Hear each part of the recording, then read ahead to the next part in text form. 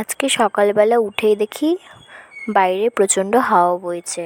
তারপর আমি দেরি না করে চলে আসলাম ছাদে। সেই সুন্দর ওয়েদারের মধ্যে আধ ঘন্টা হেঁটে নিয়ে তারপর পেয়ে গেছিলো ভীষণ খিদে।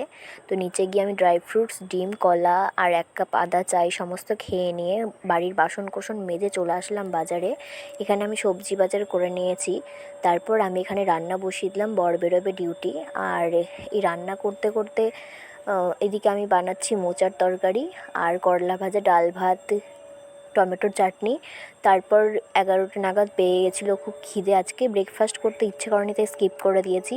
আর এত সুন্দর ওয়েদার করেছে আজকে, তো আমি খেয়ে নিলাম ফল। তারপরে দুপুরবেলা লাঞ্চ করে নিয়ে একটু হাঁটাহাঁটি করে একটা লম্বা ঘুম দিয়ে নিচে হচ্ছিলো আমাদের কীর্তন, সেখানেই চলে গেছিলাম। কীর্তন টির্তন দেখে খুব সুন্দর সময় কাটিয়ে রাত্রিবেলা গোলা রুটি খেয়ে ঘুমিয়ে পড়লাম।